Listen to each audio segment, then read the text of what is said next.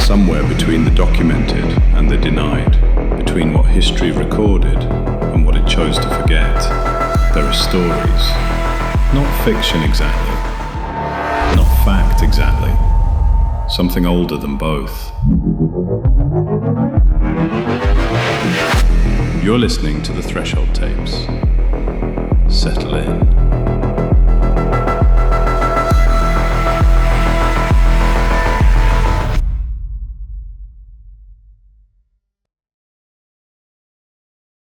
The Chasm. There are sounds that belong to the deep. The groan of tectonic plates shifting in their ancient sleep. The low tidal hum of currents threading through submarine canyons older than any civilization.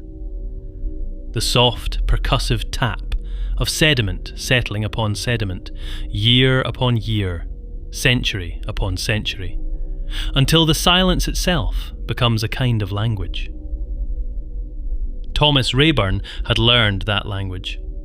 In 14 months aboard Hadal Station, a pressurized steel habitat resting like an inverted thimble on the abyssal plain, 1,040 feet beneath the surface of the Pacific, he had grown fluent in the vocabulary of the deep. He knew which sounds meant nothing and which meant everything. He knew the difference between the creak of thermal contraction in the hull plating and the sharper, more insistent crack of a seal under duress. He knew the way water whispered when it found a weakness. What he did not know, what none of them knew, was the sound that came after the earthquake. It began at 03:17 station time, though the clocks would later prove unreliable. Thomas was in the operations bay, running a routine diagnostic on the rebreather manifolds, when the floor bucked beneath him like a living thing. He was thrown sideways into the instrument rack, glass shattered, the overhead lights strobed once, twice, then died, plunging the compartment into a darkness so absolute it seemed to have weight. Then the emergency strips flickered on, thin ribbons of amber light lining the deck plates, and the world resolved itself into hard angles and long shadows. The shaking lasted 11 seconds. He counted. It was an old habit, born of training so deeply embedded it had become reflex. Count the duration, assess the damage, prioritize, act. "Report!" he shouted into the corridor, though his voice sounded wrong to him, muffled and strange, as if the air itself had thickened. Dr. Claire Halverson appeared first, bracing herself in the hatchway between the laboratory module and the central corridor. Her dark hair had come loose from its tie, and there was a thin line of blood on her temple where something had struck her. But her eyes were steady. That was the thing about Claire. Her eyes were always steady, even when the rest of her was not. "I'm all right," she said, though he hadn't asked. She pressed 2 fingers to the cut on her head and examined the blood with clinical detachment. "The spectrometers are wrecked. Half the sample trays are on the floor." Nathan Cho came next, moving fast, his boots ringing on the deck plates. He was already talking before he rounded the corner, his voice carrying that taut, controlled urgency that Thomas had come to recognise as Nathan's version of fear. "Hull integrity's holding, pressure's nominal, but we've lost primary comms. The antenna array took a hit. I'm getting nothing on any band." He paused, and in that pause, Thomas heard what Nathan would not say. "We are alone down here." "I can reroute through the backup transponder, but it'll take time." "How much time?" "Hours, maybe more." Thomas nodded. Hours he could work with. Hours were finite and manageable.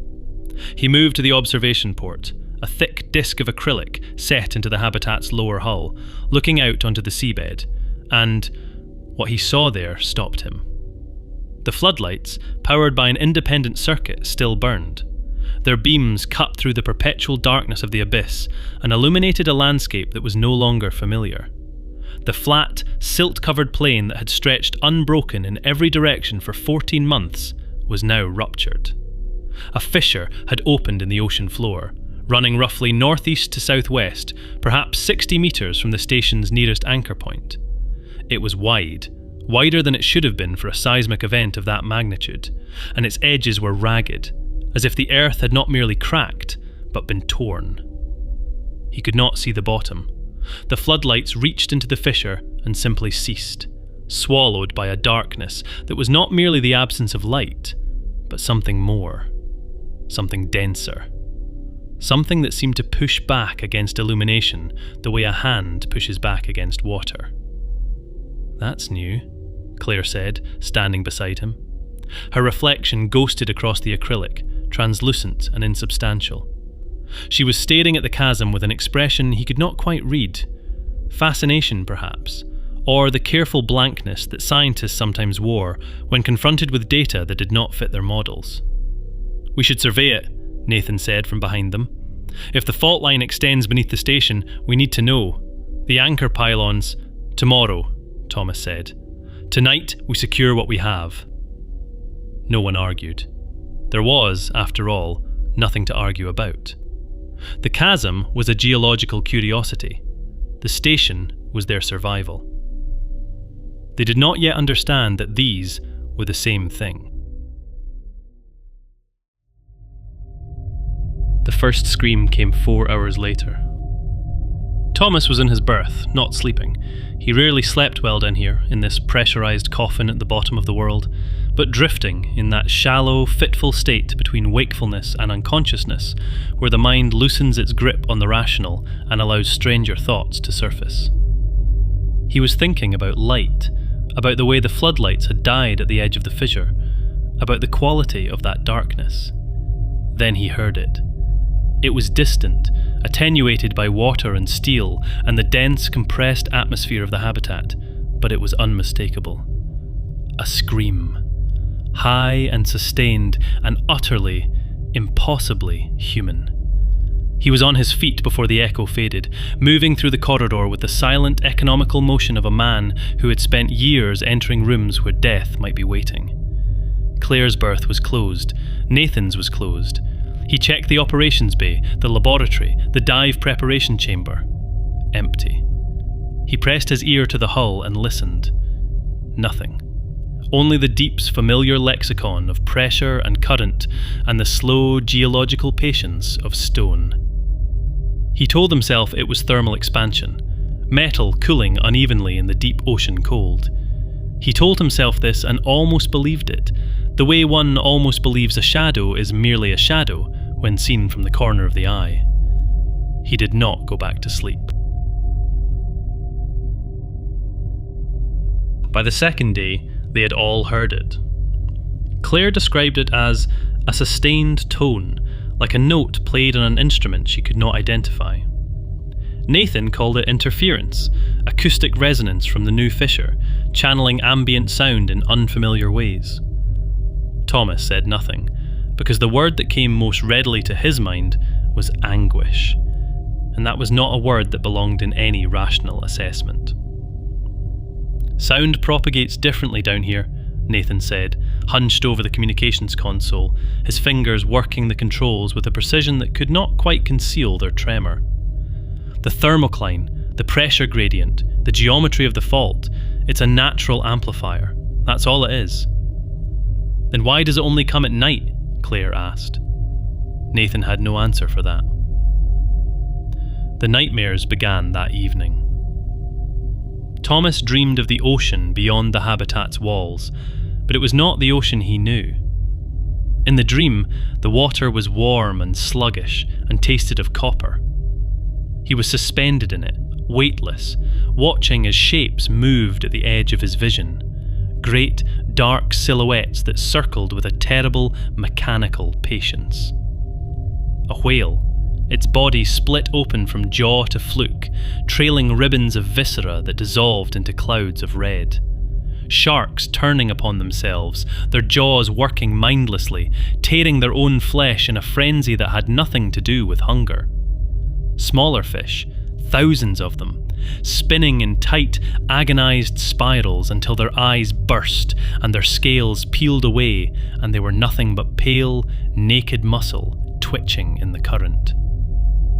He woke gasping, his sheets soaked with sweat, the taste of salt and iron on his tongue. Claire was already awake, sitting in the laboratory with every light on, her hands wrapped around a cup of coffee that had long since gone cold. She did not look up when he entered. "You saw it too," she said, not a question. "Fish," he said, "killing themselves." She nodded slowly. The ocean went red in mine, like a hemorrhage, like the whole sea was bleeding from a wound I couldn't find. She set the cup down and pressed her palms flat against the bench, and he saw that her fingers were shaking. "I've been monitoring the external sensors. Water temperature has dropped 2 degrees in 12 hours. That shouldn't happen. Not here. Not at this depth." "What does it mean?" "I don't know." She looked at him then, and her composure cracked, just briefly, just enough for him to see the fear beneath. "I don't know, Thomas, and that terrifies me more than any of the rest of it." On the third day, Nathan stopped sleeping entirely. Thomas found him in the dive preparation chamber at 400 hours, pulling on a dry suit with the focused, repetitive movements of a man performing a task he'd done 1,000 times, but could no longer remember why. "I'm going to check the anchor pylons," Nathan said without turning. "If the seismic shift compromised the foundation, not alone, not at night." "It's always night down here." Nathan's voice was flat, drained of its usual authority. "You know that. There's no day, there's no sun, there's just us and the water and that." He gestured toward the observation port, toward the fissure. "Something is coming out of it, Thomas. I can feel it in the water. I can feel it in the walls." Thomas crossed the chamber and placed his hand on Nathan's shoulder, firm enough to anchor him. "We'll go together, first thing, but not now, not like this." Nathan looked at him, and in his eyes Thomas saw something he recognised from his years in the service, the particular, brittle clarity of a man approaching the edge of his endurance. Nathan was not the type to break loudly. He would break precisely, like an overstressed component, and when he failed, the failure would be total. "I hear it," Nathan whispered, "even when it's not there. I hear it in the silences between sounds. It's not acoustic resonance, Thomas. It's not thermal expansion. It's a voice. And it's saying something I can almost understand, and I think..." His breath hitched. "I think understanding it is the worst thing that could happen to me." Claire found the readings on the 4th morning, or what they believed was the 4th morning. The clocks had begun to drift, each showing a slightly different time, as if the seconds themselves were no longer uniform. She called them to the laboratory, where she had arranged a series of printouts from the external hydrophones. The data showed a pattern in the acoustic emissions from the fissure. Not random noise, not geological settling, but a repeating structure, a rhythm. "It's not a natural frequency," she said, her voice careful and measured, each word placed like a stone in a wall she was building against her own disbelief. "The waveform repeats every 47 seconds, but the harmonics shift with each iteration. It's..." She hesitated. "It's adaptive. It's changing in response to our monitoring." "That's impossible," Nathan said from the doorway, though the word carried no conviction. "I know." Thomas studied the printouts. He understood none of the technical details, but he understood patterns. He understood the way a threat could reveal itself in the geometry of data, in the shape of a thing's behaviour over time. What he saw in Claire's data looked, to his trained and tactical eye, like reconnaissance. Something was learning them. "We send the emergency beacon," he said. "Manual deployment, whatever it takes." "I've tried," Nathan replied. "The backup transponder won't hold a frequency. The signal degrades the moment it enters the water column above the fissure. It's like something is Jamming it?" Nathan said nothing, but his silence was eloquent. The water outside the observation port had changed. It was no longer the clear, empty black of the abyssal deep. It had taken on a colour, faint, almost subliminal, a reddish tint at the edge of perception, like the memory of blood. Claire tested it. The spectrometer was damaged, but the chemical analysis was clear. Elevated iron content. Hemoglobin. The water was saturated with it, as if every living thing within a mile radius had simply opened. "Mass die-off," Claire said, but her voice was thin and unconvinced, and she would not meet his eyes. Nathan vanished on the 5th night. Thomas had checked the compartments at 2200, a habit now, a nightly ritual of counting heads and testing seals and listening, always listening, for the sound that was not a sound. Nathan was in his berth. Claire was in the lab, asleep in her chair despite her protestations that she could not sleep, would not sleep, must not sleep. Thomas had draped a thermal blanket over her shoulders and dimmed the lights and stood for a moment, watching the slow rise and fall of her breathing, and had felt, for the first time in months, something that was neither duty nor discipline, but something softer and more dangerous. At 2 o'clock, he woke to Claire's voice, sharp with panic. "Nathan's gone!" They searched. Every compartment, every crawl space, every maintenance access panel. His dry suit was missing from the dive preparation chamber. The moon pool, the open shaft of water in the habitat's floor that served as their gateway to the ocean, was undisturbed, its surface black and still as polished obsidian. But the dive log showed an entry at 1:34. Nathan Cho, destination, fissure survey, solo. "He went out," Claire said, and her voice broke on the last word. "He went out alone." They waited by the moon pool for 6 hours, watching the water, calling into the hydrophone. No response. No signal from his suit transponder. No bubbles. No sound. Just the deep, indifferent silence of 1,000 feet of ocean, and beneath it, barely audible, the rhythmic pulse from the chasm. 47 seconds, 47 seconds, 47 seconds. Patient as a heartbeat. The hallucinations began in earnest after Nathan's disappearance. Thomas saw shapes in the observation port, vast geometric forms moving through the red-tinged water with a fluidity that defied biology. They were not fish. They were not any creature he could name. They were arrangements of angles and curves that his eyes could perceive, but his mind could not assemble into coherent form, as if they existed in a spatial grammar for which human cognition had no dictionary. Claire saw them too, though she described them differently, as absences, as holes in the water shaped like living things, negative spaces that moved with intention and hunger. She stopped going near the observation port.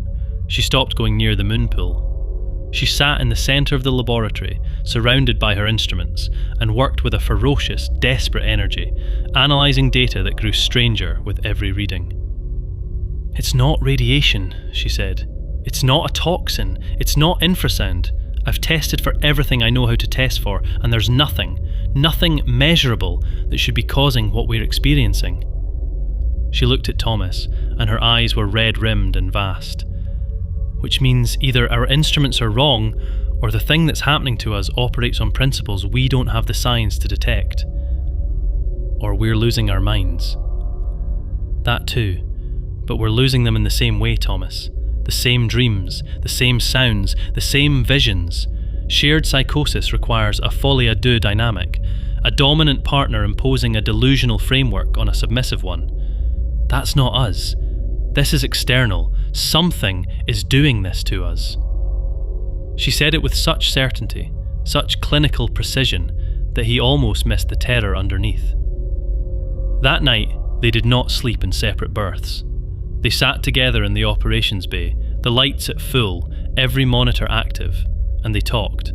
about their lives above the surface, about the people they had been before the deep had claimed them, about the paper she would never finish, about a daughter of 12 she'd left with her mother in Portland, who drew pictures of the ocean and sent them in care packages that smelled of cinnamon.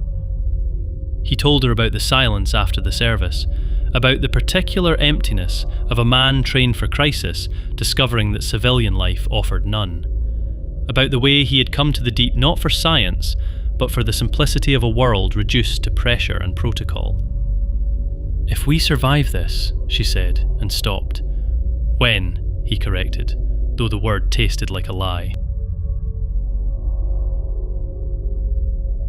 On the 7th day, or what the most generous clock called the 7th day, Thomas made his decision. "We go to the fissure." Claire stared at him. The cut on her temple had healed into a thin white line, a scar she would carry forever, if forever was a thing they still possessed. "That's what it wants." "Maybe, but staying here is killing us. Nathan went alone and unprepared. We go together. We go armed with lights and cameras and tethers, and we find out what's down there. And then we make a decision based on evidence instead of fear." "Evidence," she repeated, and something that might have been a laugh escaped her. "Fine. Let's go gather evidence from the interdimensional hellmouth." They suited up in silence.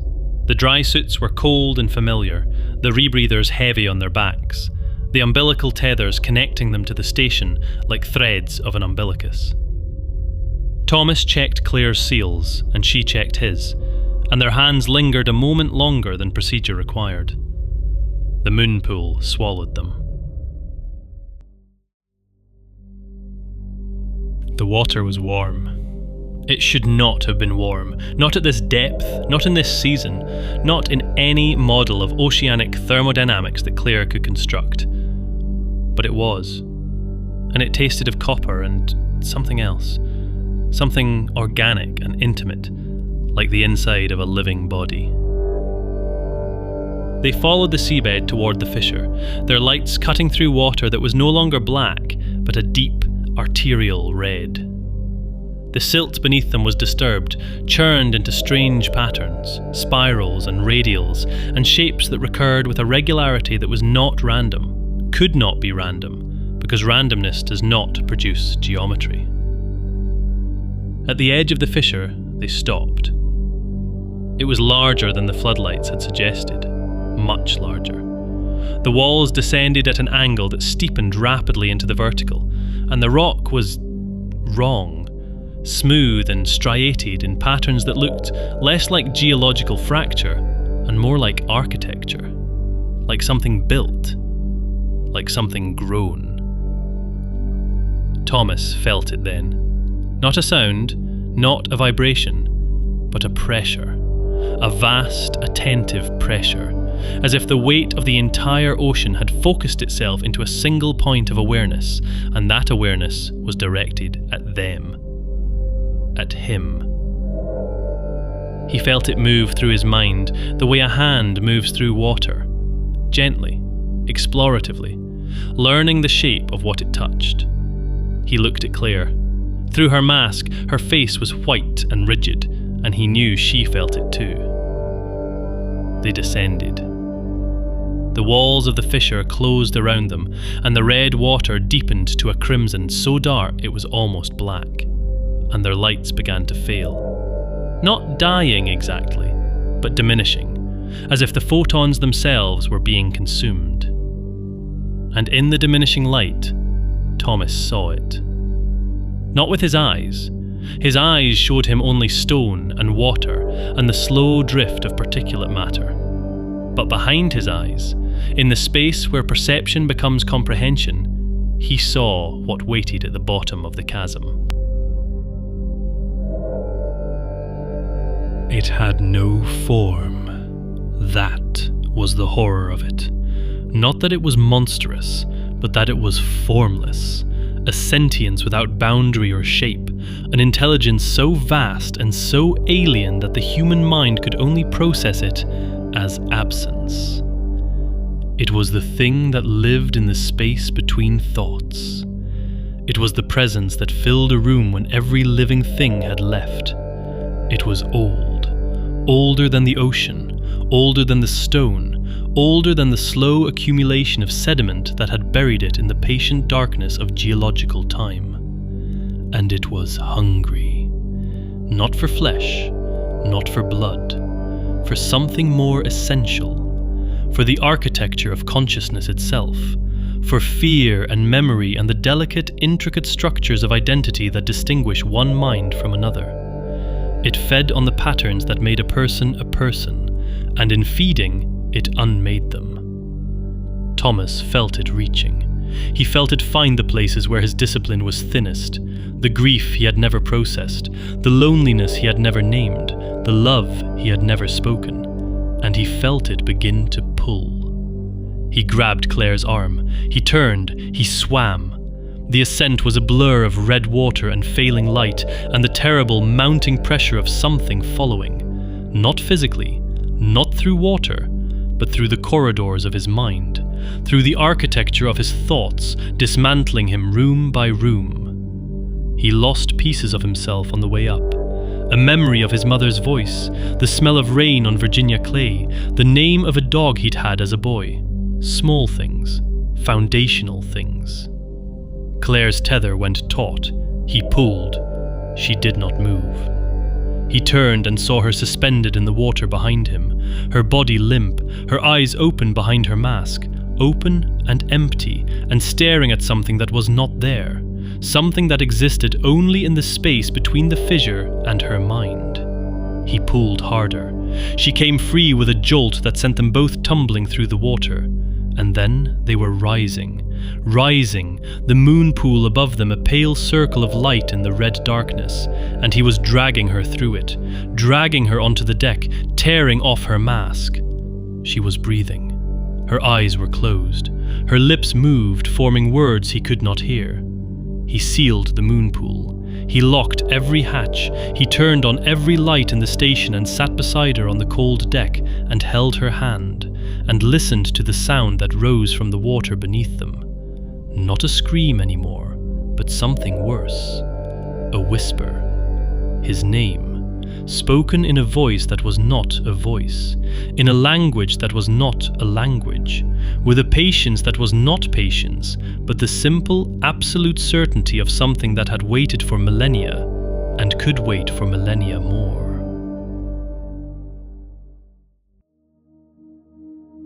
Claire did not wake. She breathed. Her heart beat. Her eyes moved behind their lids in patterns that suggested dreams of extraordinary violence. But she did not wake, and Thomas sat beside her, and the station groaned around them, and the water in the moon pool rose an inch, then another, as if the deep were slowly, gently, reclaiming what it owned. He checked the clocks. They had been gone, by the most coherent estimate he could construct, for 43 minutes. 43 minutes. But his body said weeks. His mind said longer. The stubble on his jaw was a week's growth. The ache in his joints was the ache of days without sleep. Time had come apart in the fissure, unspooled like fraying line, and he no longer trusted his own perception of its passage. He went to the communications console. The backup transponder was dead, as Nathan had said, but the hardline emergency beacon, a last resort system, mechanical rather than electronic, designed to survive catastrophic failure, was still intact. It could transmit a single, short message. One burst, one chance. He typed with fingers that felt like they belonged to someone else. Hadal Station, Emergency Priority 1. All personnel lost or incapacitated. Seismic event opened subsurface fissure at coordinates 11.3847 north, 142.5928 east. Do not attempt recovery. Do not approach fissure. Anomalous acoustic and psychological phenomena consistent with unknown external agency. Unknown present. Not biological. Not geological. Advise immediate quarantine of site. Rayburn T. Sole survivor. God help us. He pressed transmit. The beacon pulsed once, a single bright note in the electromagnetic spectrum, rising through 1,000 feet of water toward a surface he would never see again. Then he sat down beside Claire, and he took her hand, and he listened to the deep. The whisper had not stopped. It would never stop. It was in the water, and in the walls, and in the slow, patient rhythm of the pressure that held them here, that had always held them here, that had been waiting beneath the thin skin of the ocean floor since before the first fish drew breath, since before the first cell divided, since before the first light touched the surface of the primordial sea. It had been patient. It could afford to be. Thomas closed his eyes. Behind them, the red water rose, and the shapes moved, and the geometry of something vast and incomprehensible turned slowly in the darkness, like a thought forming in the mind of a sleeping god. He did not scream. There was no one left to hear. Recovered transmission, Hadal Station, 11.3847 degrees north, 142.5928 degrees east. Date of receipt, redacted. Classification, level 7, eyes only. Status, site quarantined. No recovery operations authorized. Note appended by Comms Officer Garcia, USN. Signal duration was 0.7 seconds. Message was intact and uncorrupted. Subsequent monitoring of the site frequency has detected a continuous acoustic emission from the coordinates listed. The emission is structured and adaptive. Analysis is ongoing. Personnel assigned to monitoring duty have reported sleep disturbances and are being rotated on a 48-hour cycle. Request immediate guidance. End transmission. You have been listening to the Threshold Tapes.